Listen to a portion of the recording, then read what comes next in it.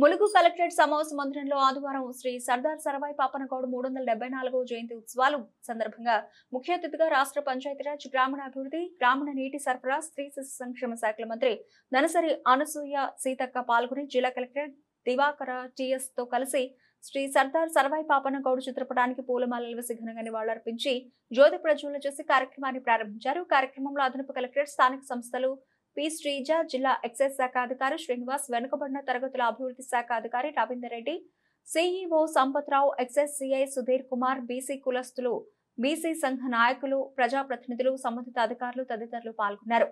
మన నాయకుడు ఈనాటి తరానికి ఆనాటి పోరాటమే ఒక ఆత్మ గౌరవాన్ని, ఒక జీవాన్ని, హక్కులను, అధికారాలను కట్టబెట్టడానికి కారణమైనటువంటి మరి స్వర్గీయ సర్దార్ సర్వాయి పాపన్న గారి యొక్క జీవితమే మనందరికీ స్ఫూర్తి.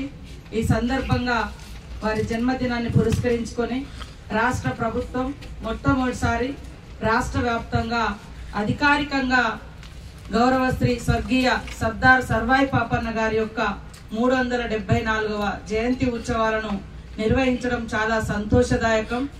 ఎందుకంటే ఇలా ప్రజల కోసం, ఉమ్మడి హక్కుల కోసం, సమాజం కోసం పనిచేసి మార్పుకు కారణమైనటువంటి వాళ్ళను మనం ఎప్పుడూ కూడా గుండెల్లో పెట్టుకోవాలి.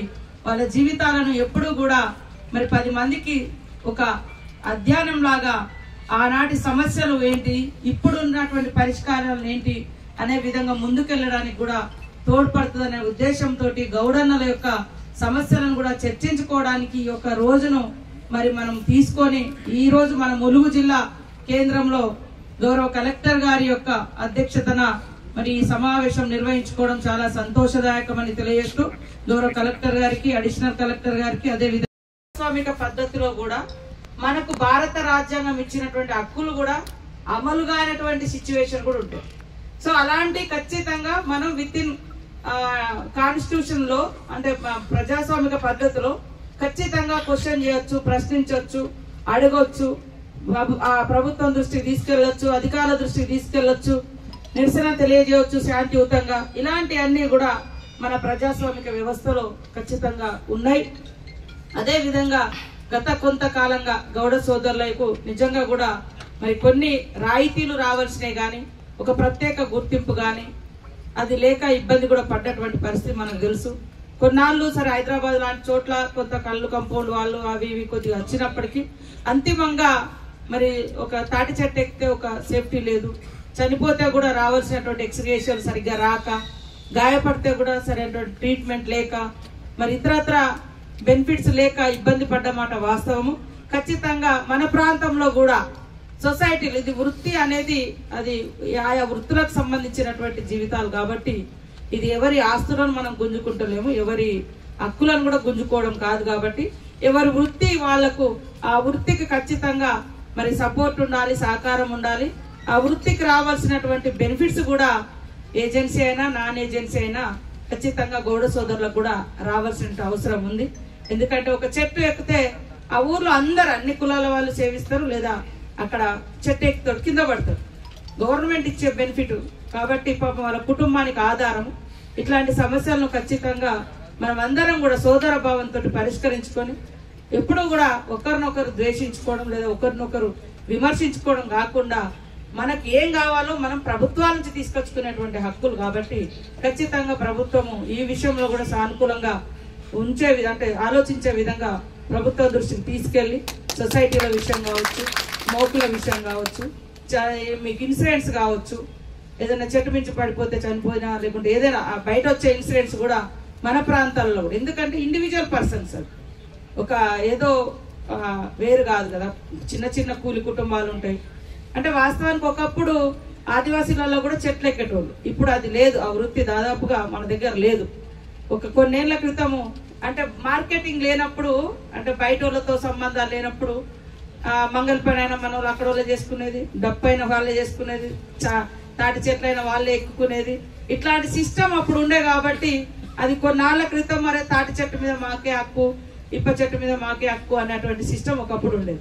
కానీ రాను రాను ఏంటంటే తాటి చెట్లు ఎక్కడం అనేది మన ప్రాంతంలో ఆదివాసీలలో లేదు ఇప్పుడు మాక్సిమం మన ఏరియాలలో. అట్లాంటప్పుడు ఇంకా అసలు లొల్లులు కూడా లేవు అది.